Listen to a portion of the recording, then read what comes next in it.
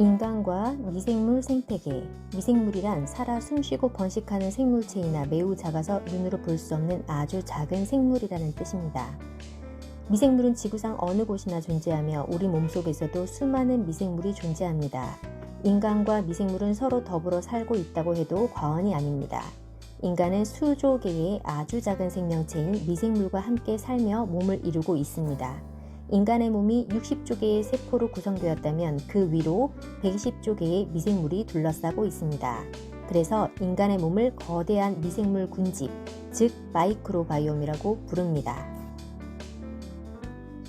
사람 몸에 살고 있는 미생물은 사람을 위해 일을 합니다. 결국 몸을 보호해주고 사람을 위해 일을 하는 미생물에 문제가 생기게 된다면 사람은 육체적으로나 장이 아프면 머리도 아프다. 위에서 소화되지 않는 글루텐은 장 점막을 뚫고 들어가 장 점막에 염증을 유발하고 신경계에도 악영향을 일으켜 ADHD, 틱, 정서장애 증상이 나타난다. 글루텐은 밀가루, 귀리, 보리 등에 포함된 단백질이며 밀가루 반죽을 쫄깃하게 만드는 역할을 한다. 밀가루 속 단백질에 들어있는 아미노산과 비타민 B가 몸의 행복 물질인 세로토닌 성분과 비슷해서 일시적으로 기분을 좋게 한다. 그러나 밀가루 음식을 계속 먹다 보면 글루텐 불내증이 생길 수 있는데 글루텐 불내증이란 글루텐 민감성으로부터 오는 병이다. 유당 불내증일 경우 우유를 소화시키지 못해 병이 오듯 글루텐 불내증도 글루텐을 제대로 소화시키지 못해 소장에서 염증 반응을 일으키는 것이라 보면 된다.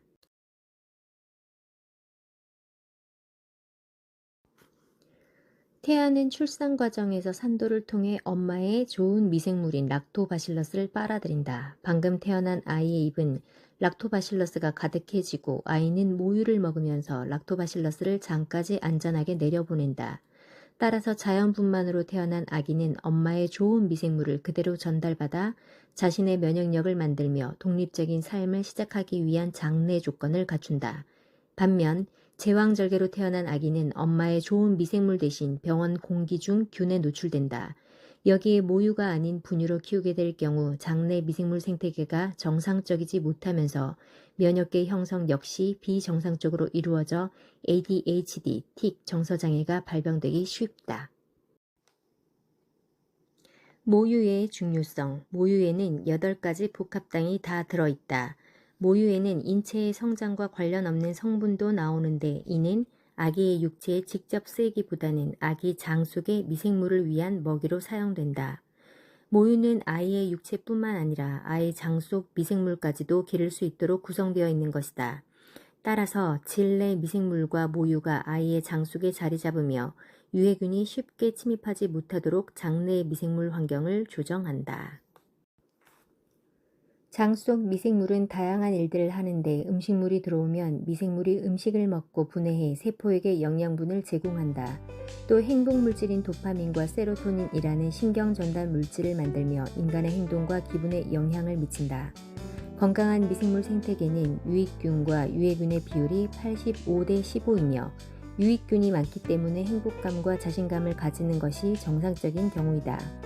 반면 미생물 생태계가 무너지면 유해균의 수와 증가와 활동이 왕성해진다. 이때부터 아이는 유해균에 의해 움직이게 된다.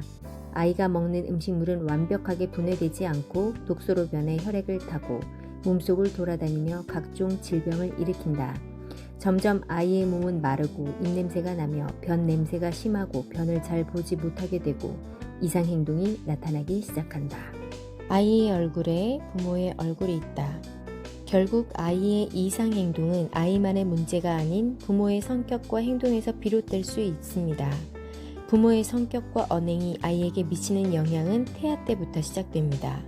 태아는 양수 안에서 엄마의 정보력을 자신의 세포에 입력합니다. 그래서 임신 때 엄마가 즐겨 먹었던 음식이나 행동을 아이가 그대로 하고 있는 것을 종종 볼 수 있습니다. 따라서 태아 때부터 부모의 성격과 언행이 온화하고 일괄적이고 안정감이 있었다면 아이는 스트레스를 덜 받게 되지만 반대의 상황이라면 아이는 늘 스트레스 상태에 놓여 있게 됩니다. 또한 부모와 애착관계 형성이 제대로 되지 않아 항상 불안하고 두렵고 분노와 화가 가득 차게 돼 감정 조절이 힘들어지게 됩니다.